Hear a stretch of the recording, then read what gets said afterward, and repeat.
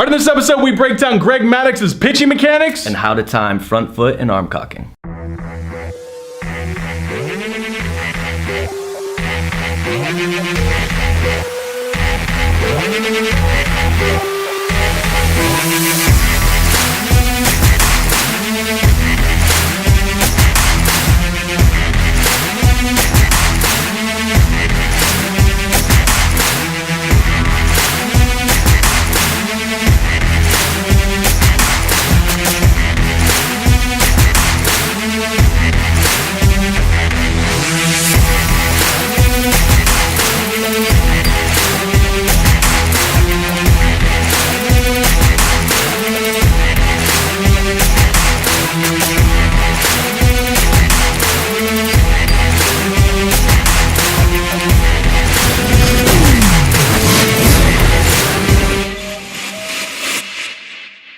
All right, Brent Porcio, Stephen Godon here at Top Velocity, hashtag Pitch Tip Show, Twitter, Facebook, Instagram, Snapchat at Top Velocity, hashtag Pitch Tips, hashtag Baseball Tips, ask your question answered on the show.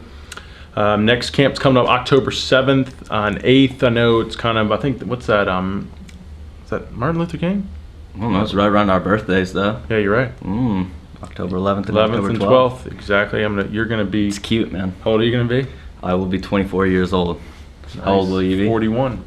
I knew that. I just Already broke 40. Say. Get to say 41 now. Not whatever. Then we go up to, on the 28th, we go up to Boston or Waltham, Massachusetts. Mike Reynolds having the elite baseball elite pitching performance seminar. You can go to topvelocity.org. You can click over to it go down to the dates. You'll see it October 28th. Click over to it. It's going to be me, Paul Riddick, Lance Wheeler, Dan Blewett, and Mike Reynolds. Got it right that time. Nice. So it's going to be a pretty good seminar for all day. If you want to do a camp out there with us, we're going to do a 3x Velocity camp in Mike Reynolds' Champion Performance facility. The next day, sign up for that. It's a one-day camp, but we're going to sign you up once you sign up for that for the seminar. So you can actually be there for 2 days. It'll actually almost be very much like a 2-day camp like we do here. You also get a week of training if you want to come down. And that way you don't have to come down here. If you were looking something that would save you on travel expenses, check that out. That's on the 29th on topvelocity.org. Also, too, we got camps coming up in November, December. We're going to be out in Anaheim, and then we're going to ABCA. So things are coming. Kind of slow. Everybody's in school right now, but don't miss these camps coming up. I always say these are the better camps. We don't get a lot of guys, so you get a lot more attention, more time with you. So I'm going to really try to crush it with the grind too on those when we go to Boston and when we go to Indianapolis for the ABCA. So get some good content for you guys out there. And we got a drone to do some really cool stuff. Yeah, Brent's pretty obsessed with it. I'm obsessed with the drone right now. I'm a Trevor Bauer wannabe. Cut yourself. I'm not going to hurt myself. All right, here we go. We got a good show. Henry asks, can you guys analyze Greg Maddux's mechanics on the next episode? All right, the legendary Greg Maddux. What do we have on him? 6 feet, 195 pounds, played for 23 years, racked up 355 wins. I didn't know he had that many wins. That's incredible. Well, that's what happens when you play 20. When you're good and you play for 23 years. He was the only pitcher to win 15 games every year for, I think it was like 17 straight years or something like that. He won at least 15 games. Listen, look, I looked it up. Right I saw that, but I don't know if it was 17. Yeah, it was. Look. It was that much consecutive? I literally just read it. It said Maddux is the only pitcher in MLB history to win at least 15 games for 17 straight seasons. He won the Cy Youngs from 1992 to 1995, so four-time Cy Young winner, and the only 18 Gold Glove winner. So that tells me he's an athlete. The only other one to win 4 consecutive Cy Youngs was Randy Johnson. Yeah. That was impressive. And you look at that; it's like a giant to a little guy. Yeah, and obviously known for his superb control. Not getting injured. Yeah, and being a low velocity pitcher, even though when he was drafted, I've read that he was throwing 92 miles per hour, which back then was a pretty good velocity. Which is right here, which is 82. We got drafted in 82. I think he made his major league debut in 86. It's crazy. He was an 80s pitcher, and we saw him all the way in 2008. That's just insane. It was nuts. I think that's why everybody loves to talk about Greg Maddux. Like, what did he do? What was his secrets? When I think of Greg Maddux, I think very good athlete. I mean, when you're winning all those Gold Gloves, you're a good athlete.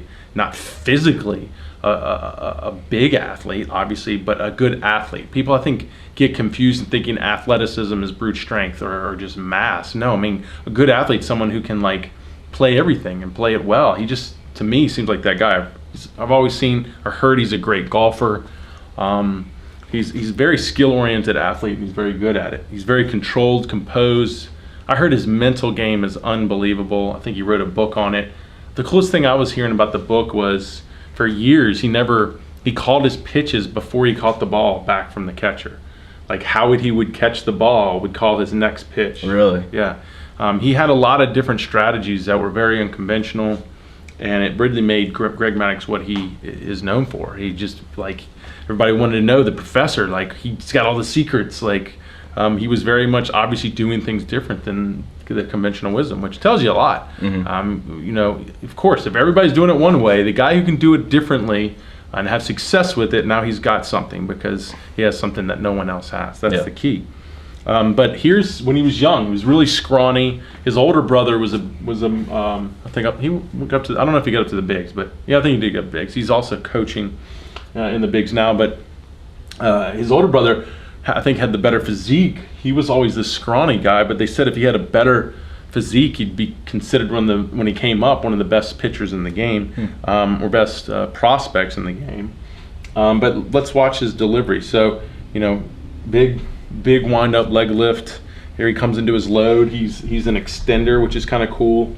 And so you're already seeing that momentum riding into his load position. I would say he's going a little bit more down than forward. We don't have really a great side angle here, but look at the leg drive. Okay, we're seeing a leg drive. You know, also too, good timing of that leg drive where it goes really well into intentional rotation. Now this thing's going black because this is hard finding footage of him, so we're gonna have to hopefully kick up the brightness here. But what we see is maybe a little forward tilt, but definitely no early trunk rotation. Very well separated. You can't even see the arm.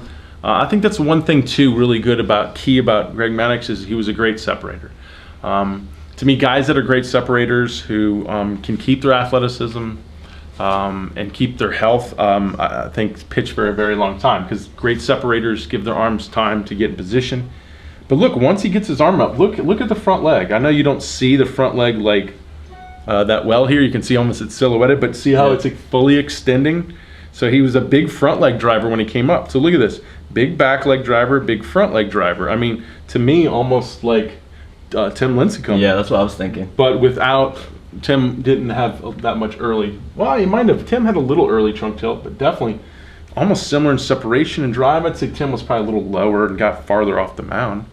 But Tim was probably a little better of an athlete. But also, too, it's like you almost see like Carl Edwards Jr. You see like he's a very lean frame with a lot of mobility, a lot of joint mobility. I think that's that goes along with the separation. Joint mobility, it's something that I would love to just go for it, but it's something that you kind of rely on what genetically you have and you try to build from that. And this guy genetically had a ton of it, and I see that in healthy athletes. We were talking today with Cody Hall about how Ichiro had a truck of stretching devices and really credited that to his longevity. Keeping your flexibility just gives you time. And you know what? When I see someone who has time and has mobility, they don't have to go as fast. And when you don't have to go as fast, you don't burn up your movements and you don't put all the stress and the wear on the joints because you don't have to go so fast because you got time, the range of motion. So there we go. That was him when he first came up. Now, this is interesting because this is him towards the end of his career. I don't know which this was, but this was with the Padres. That was obviously with the Cubs. And I mean, you just see an older athlete. I mean, ultimately, if this was the end, this is 20-something years later. So he is in the leg lift, not a big windup. And things definitely change. This is more from the 70s, the big windup leg kicks, and now we're going into the 90s where I guess things became more stand tall and fall, right? That's got to be 2000s when he was with the Padres. That was towards the end of his career, right? Yeah. But you can see definitely doesn't load as well as he did here. I mean, look at the differences in the loads. So he's going to lose speed here. I mean, here he supposedly was a low 90s guy. Here he was more like a mid to high 80s guy. Not a lot of drive, but still you see the good extension internal rotation. You also too, see decent hip to shoulder separation for his age. It's impressive. You definitely don't see the same hip to shoulder separation. He doesn't have the contralateral tilt that he used to have. It's probably because his core is thickened up, his body's thickened up. Not as dramatic as other guys, but you can see he's also added a lot of weight just over time too. Right. I'm sure he was having fun. I mean, 20 years in the bigs. A little bit of a belly there. 20 years in the bigs, I'd be having some nice dinners every night. That goes back to the story too, where David was saying he was spoiled with wine because he would go out and eat with him, get a steak dinner. And David Ardsman has some good stories with him. How much does. They would have fun, and I'm sure that's probably why he has that size. But look, the arm gets up very similar. As he did over here. Sorry, this is blacking out. I don't see that. But then the front leg isn't there. So that's the one thing I noticed as he aged. The front leg extension went away. Probably why he lost the speed. We know it highly correlates with ball velocity, but very similar on the finish, except for the front leg with the trunk and everything. But so the thing was, is we saw pitchability wise, he's probably more just a raw pitcher back then. Here he was the master of movement. Run his fastballs left to right. Reading hitters. Right, and Greg Maddux, Chris Medlin and I talked about him. He was the king of stretching the zone. He says, Chris was just saying that those umpires don't exist anymore. I mean, he was getting calls 2-3 inches off the plate, and I've seen highlight reels where they show it. Well, his reputation had to have set him up for that. As he got older, and they've just known that from him over years and years, that had to play into the umpire's decision. Like, they probably gave him calls that they didn't give other guys. But I mean, I heard even some, bribery. I wouldn't say. I don't know if he was doing it, but back then, they were getting in trouble for paying the umpires or not paying them, giving them gifts and stuff like that. But I mean, come on, this guy was a master. I'm not putting that on him at all. But it was interesting just to say, talking with Medlin, how what he did to the zone. He really opened up the zone with his movement, and you got to credit a lot of guys. That's the one thing I don't like about the Craig Maddux things is a lot of guys are like, well, this is the perfect mechanics. This is what you want to emulate. Of course, I'd say go ahead and emulate this because we're seeing all the good biomechanics stuff. Even to the end, he kept the back leg drive is there. You can see, even though he doesn't get a lot of load, he gets some push off. He definitely gets a lot of internal rotation. I mean, it's not driving like it was here, but there's some extension to move forward. And the separation's there, and the good trunk dynamics are still there. So I would say, yes, definitely emulate this, but a lot of people were like, everyone should pitch like this. Well, everyone's not built like this. Everyone doesn't have this mobility.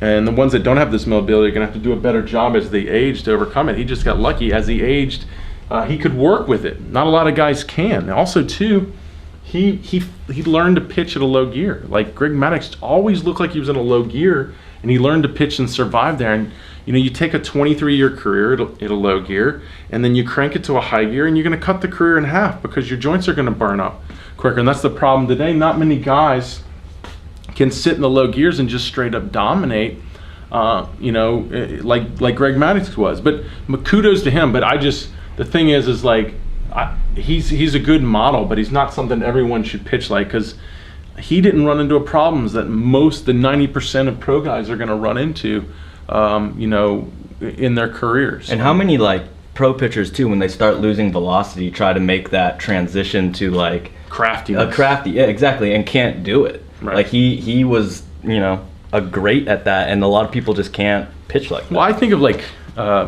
Kyle Hendricks. Yeah, Kyle Hendricks, Rich Hill. But isn't he hurt right now? I don't know. I think he's been hurt. So the point is but when I think at him, I think he has way more joint mobility issues than Maddux does. So the point is if you try to put every pitcher in this mold, you're rarely going to get the 23-year career out of it. It was just a lot going for him, and he adapted perfectly with what he had, and it just worked great. Right place, right time, perfect mentality.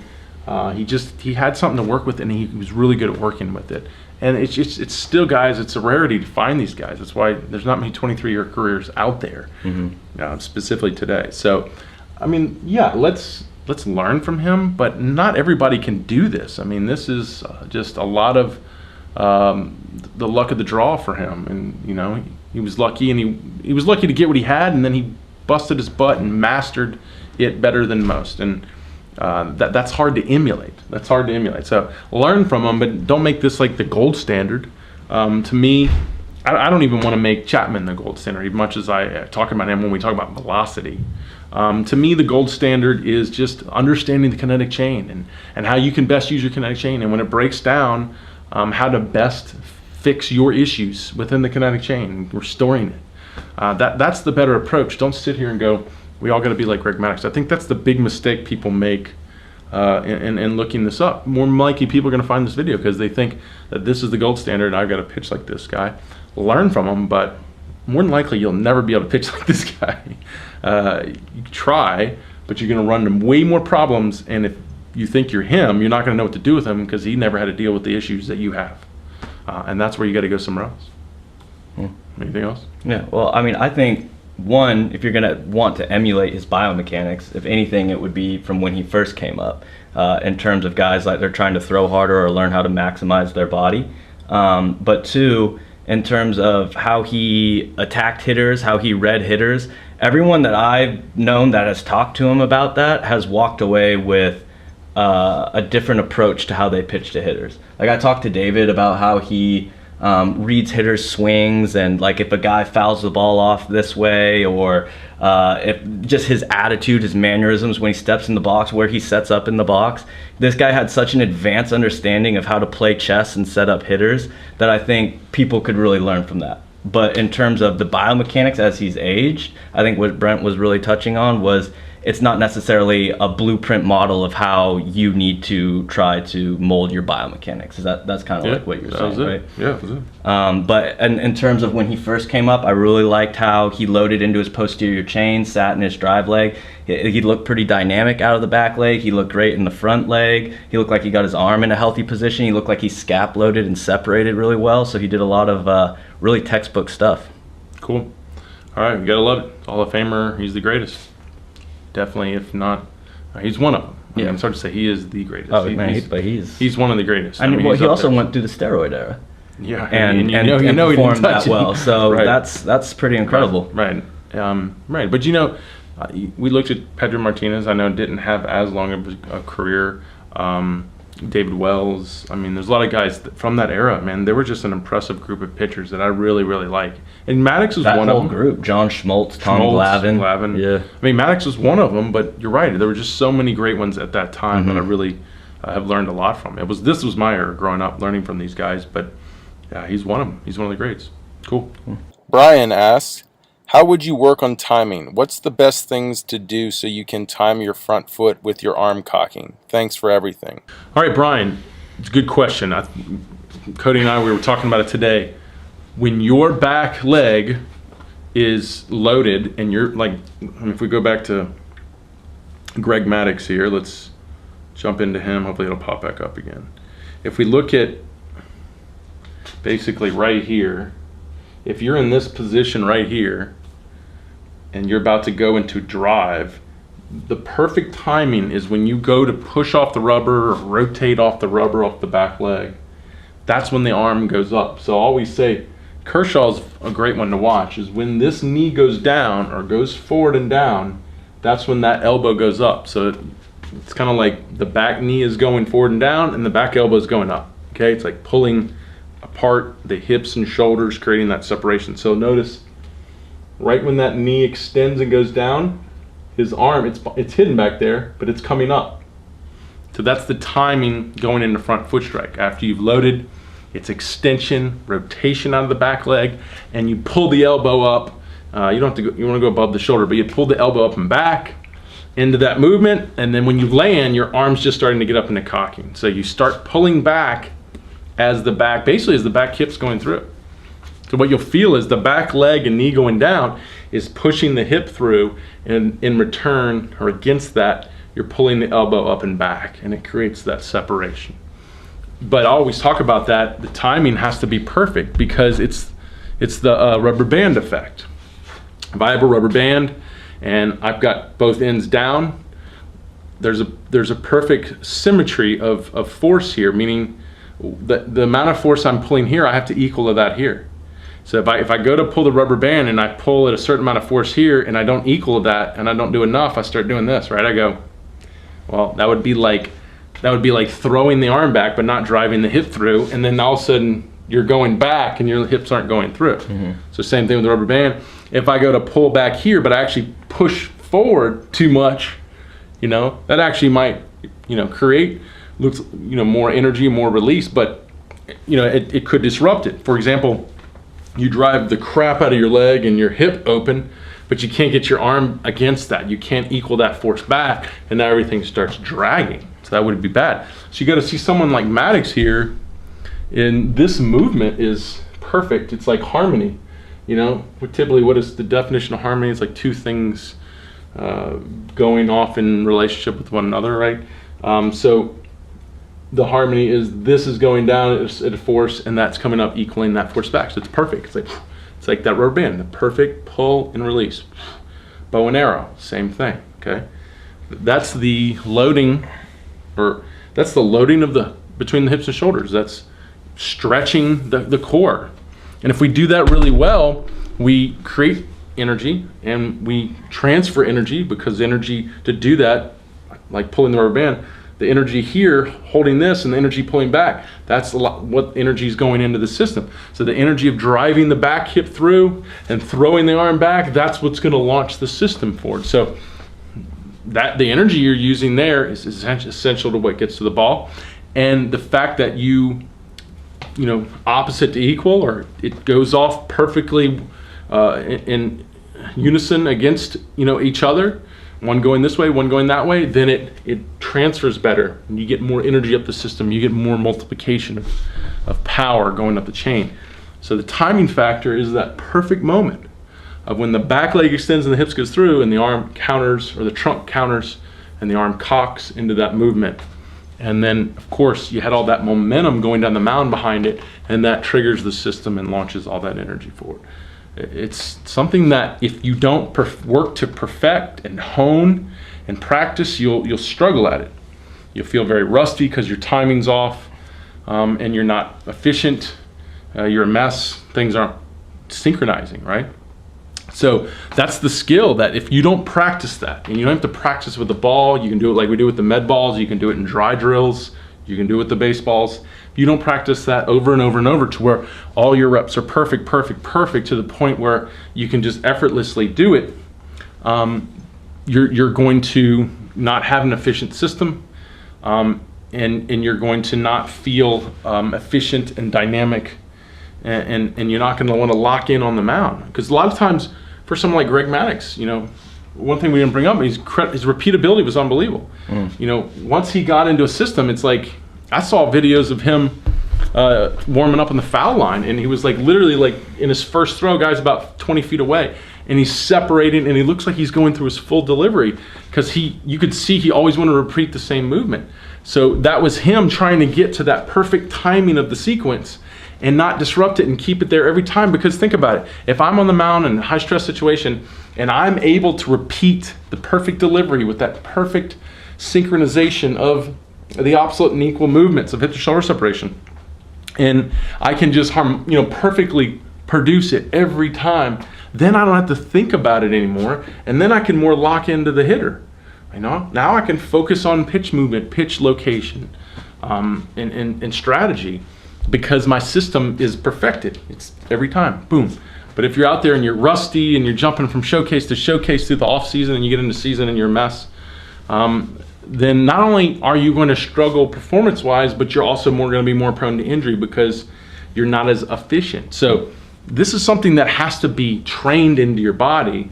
Of course, if you have a ton of mobility, it's easier to get to that perfect rep and keep producing it. But it has to be trained in, and I just don't see enough of that today, because unfortunately it's disrupted by guys wanting to do weighted ball programs and long toss programs and running gun programs. That's all they care about. Is the off season is just what can I unlock out of my arm? What kind of energy can I get and unlock out of my arm? I want to get these 3 or 4 miles an hour unlocked out of my arm, and you never worked on building a repeatable delivery that's perfectly synchronized to produce the most efficient energy. So when you get out into the game, when you have to perform, you don't have to think about that, and then you can be a pitcher. And unfortunately, we're not seeing that today because guys aren't training to perfect that skill in the off season. to be something like Greg Maddux. What do you think? Yeah. I think, I mean, it comes down to just repetition, trying to build that motor control to do it. And I think Brent has fantastic drills to do that, and the torsion drill, any med ball throws, but I think you'd have to make them more lateral based, like we do, linear, where our feet are forward, where Brent is really trying to focus you on moving energy linearly. But then as the off season progresses, guys start getting into their lateral throws before they progress to the mount. And the lateral throws is really where you can practice on trying to sync up that foot sync, where you're driving and front foot is opening and you're landing, and really trying to create that timing, get that really down. But absolutely, that's got to be something where you have repetition in doing it. And if you're not focusing in the right areas, if you're going about just trying to long toss and do these running throws and all of these things that don't really link to enhancing your biomechanics, then in our opinion, you're really wasting your time. And you're hurting yourself. Right. That being said, also too, I think mobility and the power plays a huge part in it. And this is like, we sound like a broken record because we can probably say this with every single guy. But if your hips move like crap, your T-spine moves like crap, you have poor joint mobility, you have poor power, you're not going to be able to do those. Your repeatability is going to suck. Yeah, exactly. You're not going to be able to repeat because you have so much deficiencies going on that you can't put it all together in a synchronized pattern of movement. And your body is trying to do its best with what it's got, right? But it might not be enough. In most cases. It isn't enough. Well, good questions, good show. I think a lot to learn here, a lot to perfect, and couldn't be a better example of building that kind of a specimen to be to be successful in the game than Greg Maddux. So, if you have a question, Twitter, Facebook, Instagram, Snapchat @TopVelocity, #PitchTips, #BaseballTips. Ask your question, we answer on the show. Yeah.